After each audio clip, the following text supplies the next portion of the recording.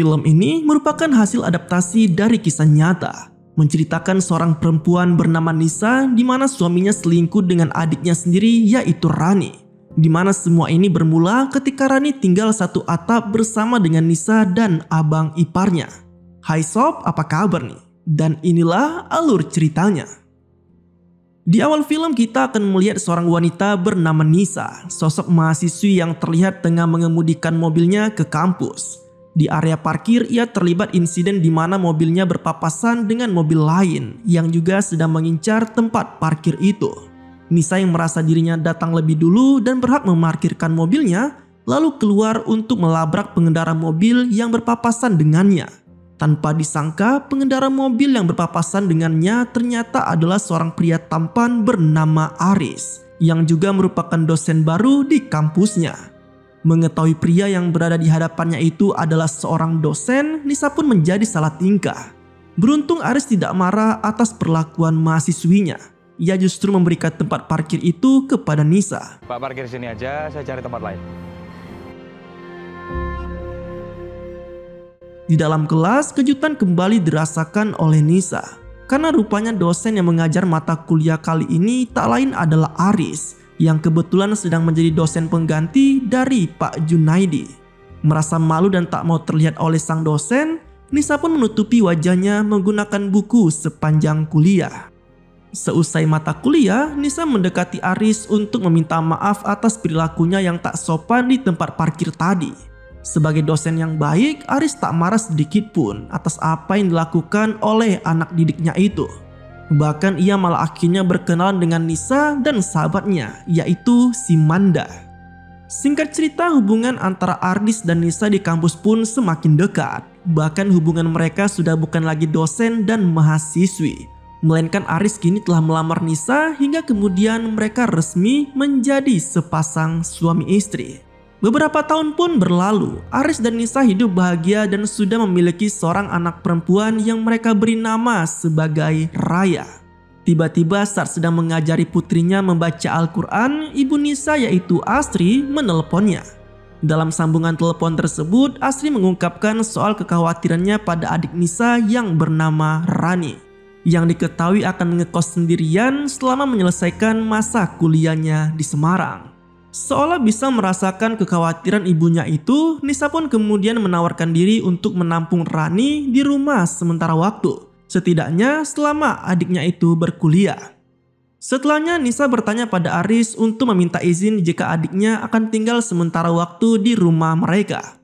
Aris sendiri jelas tak keberatan untuk menampung Rani, karena bagaimanapun juga Rani adalah adik Nisa sekaligus juga iparnya sendiri.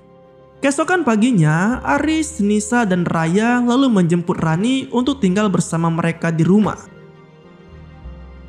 Merasa telah diizinkan adiknya untuk tinggal bersama, Nisa tak lupa berterima kasih pada Aris karena dianggap telah menjadi suami sekaligus kakak ipar yang begitu baik. Meski demikian, Aris yang realistis juga turut mengingatkan Nisa bahwa kedatangan Rani secara tak langsung akan menambah tanggung jawab mereka sendiri. Terutama karena kini mereka berdua harus menjaga serta menjadi panutan bagi Rani. Esok paginya Rani terlihat sudah bersiap untuk pergi ke kampus. Ia sudah mempersiapkan segala macam keperluannya seperti papan nama dan lain-lain yang harus ia bawa ketika ospek. Nisa kemudian meminta Rani untuk pergi bersama Mas Aris, karena kebetulan suaminya itu juga menjadi dosen di kampus Rani. Sesampainya di kampus, Rani melihat beberapa mahasiswa baru yang sudah datang berlarian karena dimarahi oleh panitia ospek karena terlambat. Melihat perlakuan tersebut, Rani pun menjadi ketakutan.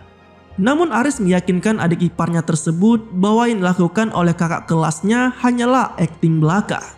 Tujuannya adalah untuk menguji mental para mahasiswa dan mahasiswi baru.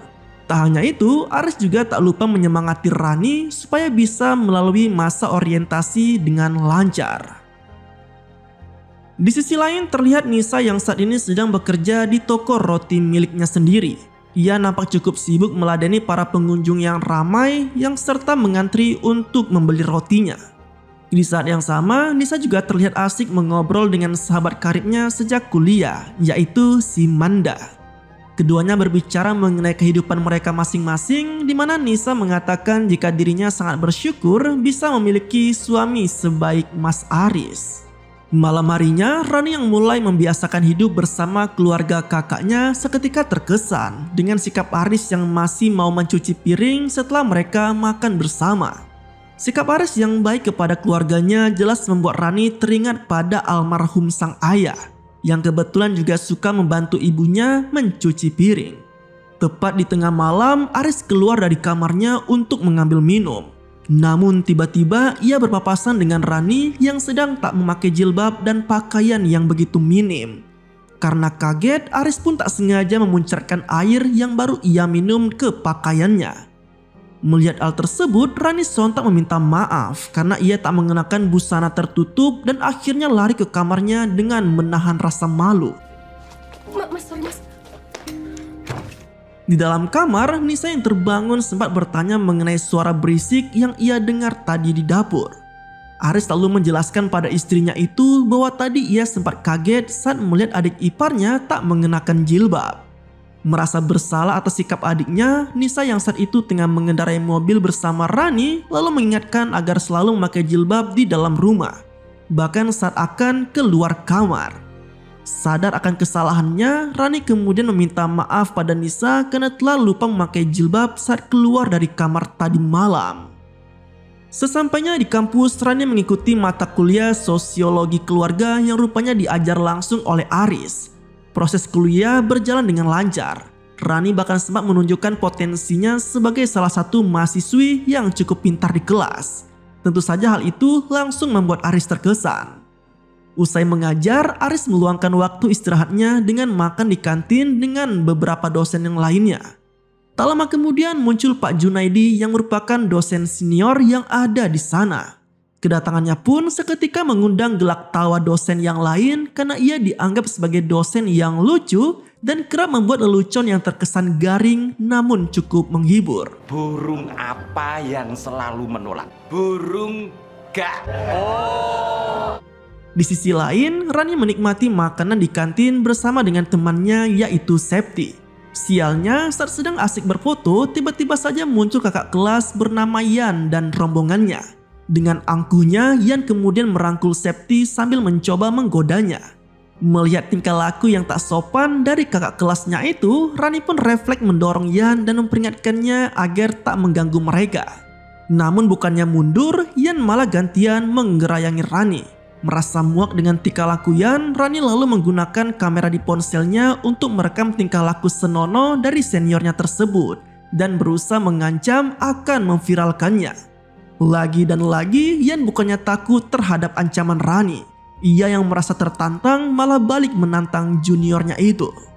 Namun kejadian tersebut tak berlangsung lama karena kemudian mahasiswa lainnya yang turut geram pun ikut merekam tingkah laku Yan.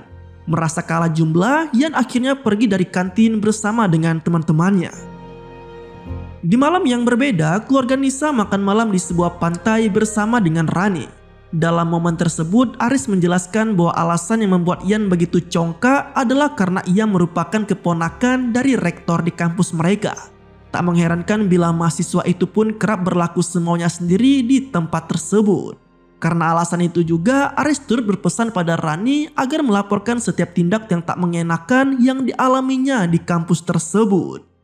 Mengetahui apa yang telah dialami Rani, Nisa kemudian menasihati adiknya itu agar kelak bisa mencari suami seperti Aris yang perhatian dan sayang terhadap istrinya. Rani yang masih polos hanya bisa tersenyum saat mendengar nasihat dari kakaknya tersebut. Keesokan harinya, hal menjengkelkan sempat dialami oleh Rani. Karena saat ia sedang mandi, tiba-tiba saja keran air menjadi patah. Hal tersebut membuat Rani tak bisa melanjutkan mandinya. Mau tak mau, ia pun nekat pergi ke kamar mandi milik Raya. Beruntung rumah saat itu sedang sepi sehingga ia bisa lari ke kamar mandi di kamar Raya tanpa terlihat oleh siapapun. Namun hal itu tak berlangsung lama. Karena Aris yang baru saja menidurkan Raya usai bersekolah malah mendapati Rani yang tiba-tiba keluar dari kamar mandi hanya dengan mengenakan sebuah handuk. Sama-sama merasa canggung, Aris pun hanya bisa terdiam melihat Rani. Sementara adik iparnya yang merasa malu itu akhirnya berlari dengan cepat kembali ke kamarnya. Aduh, sorry ya, Mas. Tak lama berselang, Nisa pun pulang ke rumah. Namun tak seperti sebelumnya, kali ini Aris tidak menceritakan mengenai kejadian yang dialaminya tadi. Ia hanya mengatakan jika dirinya harus segera pergi ke kampus untuk mengajar. Nisa yang teringat adiknya juga memiliki kelas di siang itu kemudian mendatangi kamar Rani dan bertanya mengapa ia tak ikut bersama Mas Aris pergi ke kampus. Rani yang masih malu dan tak ingin kakaknya mengetahui akan kejadian tadi malah berkelit dan menjawab jika ia akan pergi ke kampus sendirian. Tak hanya itu, Rani juga menceritakan mengenai keran di kamar mandinya yang rusak pada Nisa. Namun ia tak mengungkapkan soal kamar mandi di kamar raya yang sempat ia gunakan. Rani justru kembali berkelit jika keran rusak tepat setelah ia selesai mandi. Mendengar itu, Rani pun berjanji akan meminta Mas Aris untuk segera memperbaiki keran tersebut. Kejadian siang tadi agaknya telah benar-benar mengusik pikiran Aris dan juga Rani. Keduanya bahkan sama-sama tak bisa tidur hanya karena teringat akan kejadian tersebut. Di hari lainnya, Rani pergi ke perpustakaan yang saat itu kebetulan hampir tutup. Oleh karenanya, petugas perpustakaan pun memintanya agar tak terlalu lama berada di sana. Menariknya, ketika Rani tengah mencari buku, tiba-tiba saja lampu di perpustakaan menjadi mati. Namun itu semua terjadi bukan karena gangguan dari kelistrikan di kampus, melainkan padamnya lampu di perpustakaan adalah ulah Yan yang masih menyimpan dendam karena sempat dipermalukan oleh Rani di kantin tempo hari. Dengan keji, Yan bersama gerombolannya lalu menyekap Rani dan melecehkannya. Untungnya Aris yang kebetulan tengah berjalan di depan perpustakaan sempat mendengar adanya kegaduhan. Tanpa ada rasa takut, Aris dengan nekat masuk ke perpustakaan dan berkelahi dengan Yan serta gerombolannya untuk menyelamatkan Rani. Syok akan insiden yang menimpanya, Rani langsung berlari sambil menangis menyelamatkan diri. Tak tega dengan nasib malang adik iparnya, di tengah hujan yang deras itu Aris mengejar Rani dan berusaha menenangkannya. Di dalam mobil, Rani yang terus menangis sontak membuat Aris semakin iba dan berusaha memeluknya. Ia lalu berjanji akan melaporkan Yan dan gerombolannya agar mendapatkan hukuman atas perbuatan mereka.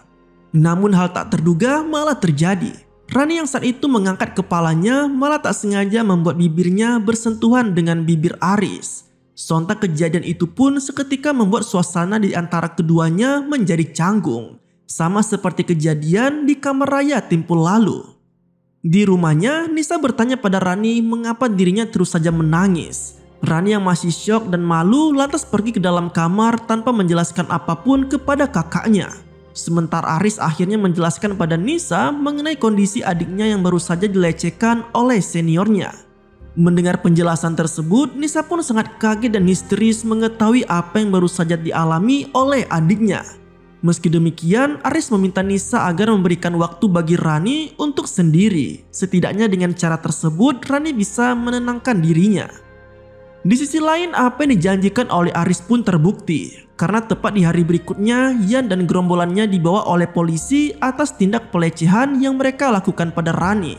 Rektor sendiri memastikan bahwa keponakannya itu tak akan lepas dari jeratan hukum. Bahkan meski Yan adalah keluarganya sendiri.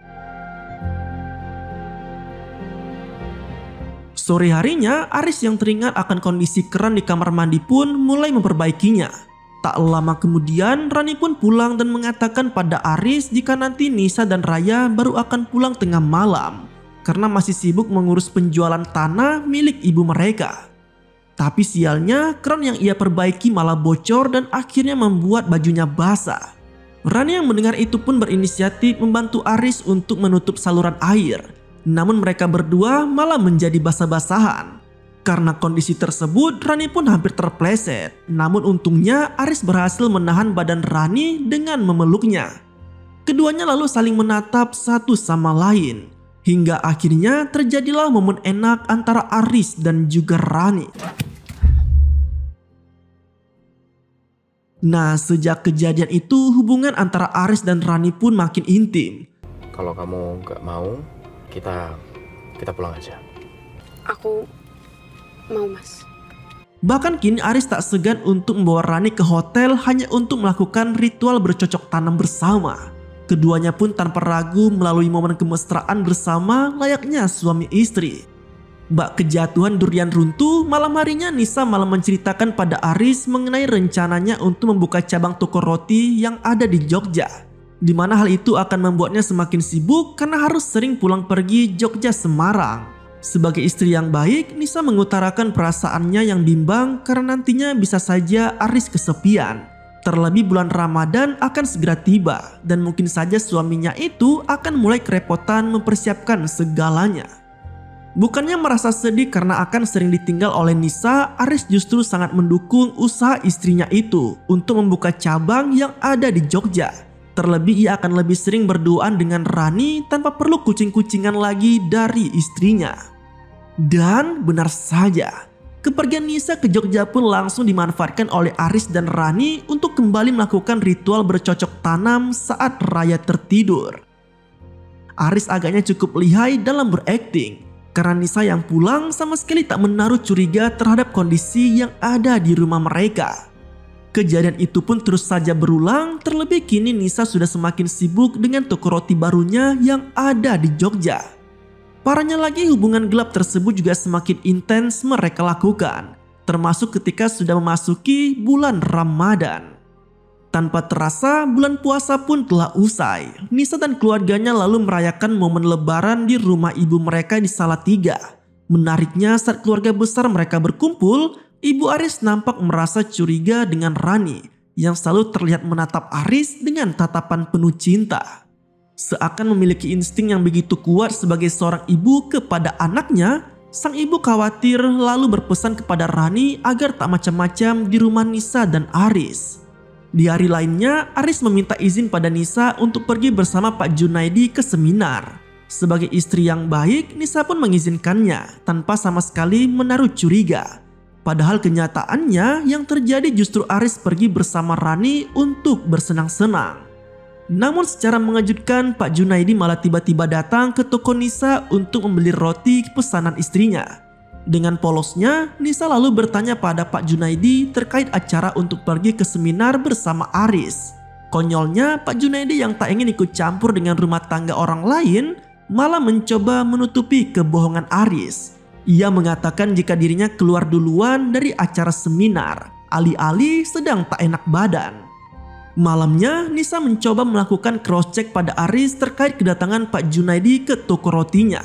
Merasa panik dan tak mau terpojok, Aris lalu menyalahkan Pak Junaidi dengan menyebut jika dosen senior itu tidak profesional karena tak datang ke seminar tersebut. Jawaban tersebut sontak membuat Nisa kebingungan, karena yang dikatakan Pak Junaidi tadi jelas berbeda dengan yang dikatakan suaminya. Keesokan paginya, Raya yang sedang berada di dalam mobil memainkan ponsel ayahnya dan secara mengejutkan ia malah mengangkat telepon yang ternyata datang dari Rani yang telah menggunakan nomor samaran sebagai Pak Junaidi II. Kaget karena teleponnya diangkat oleh Raya, Rani pun segera mematikan ponselnya. Sial bagi Rani, Raya rupanya masih ingat dengan kejadian itu.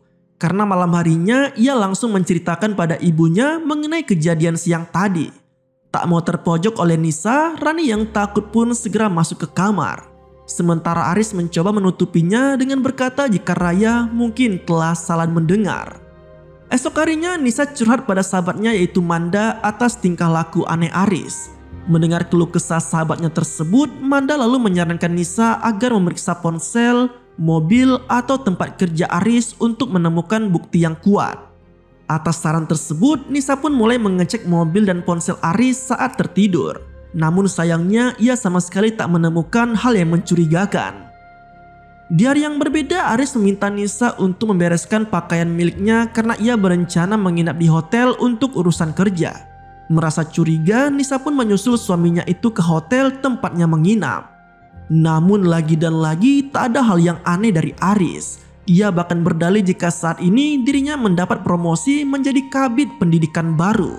Kondisi itulah yang membuatnya sibuk akhir-akhir ini dan dijadikan sebagai alasan atas perubahan sikapnya.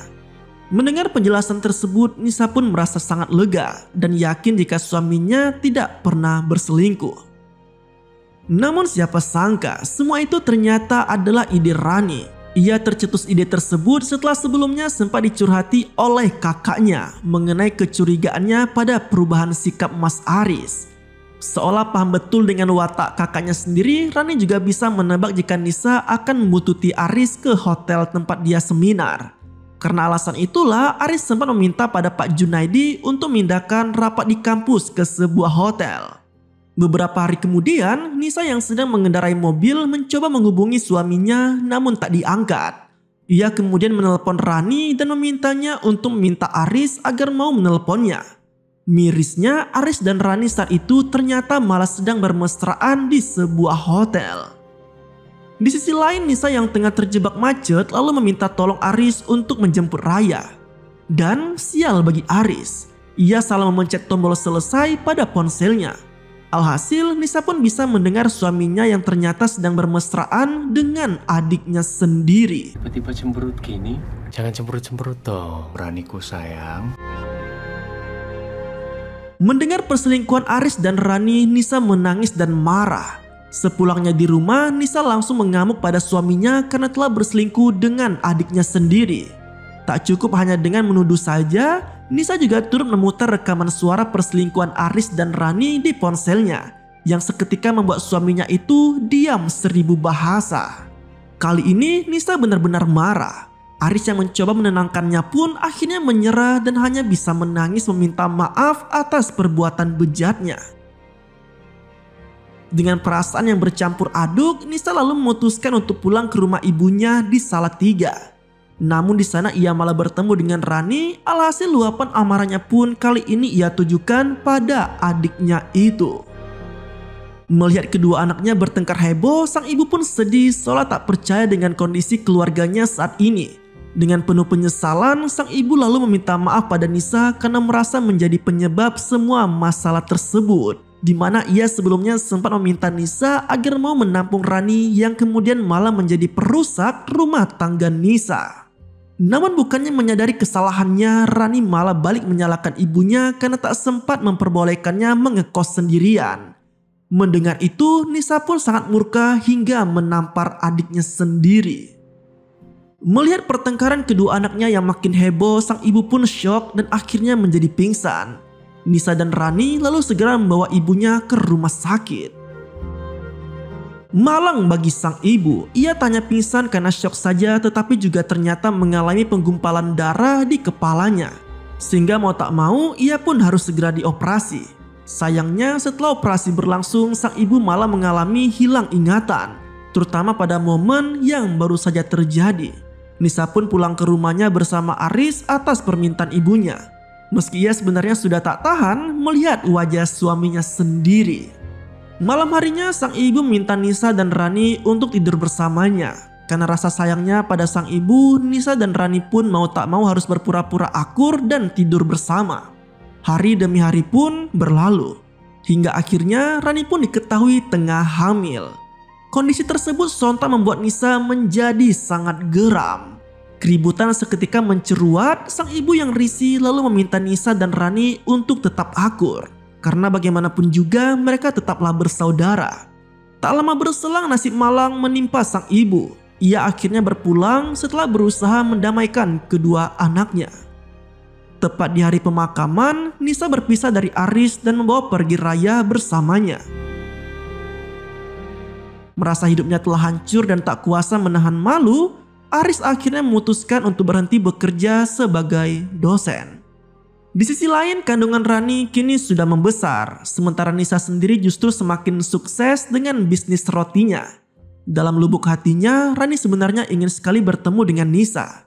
Namun karena malu atas kesalahannya, maka ia hanya bisa mengurungkan niatnya tersebut dan pergi kembali ke suatu tempat.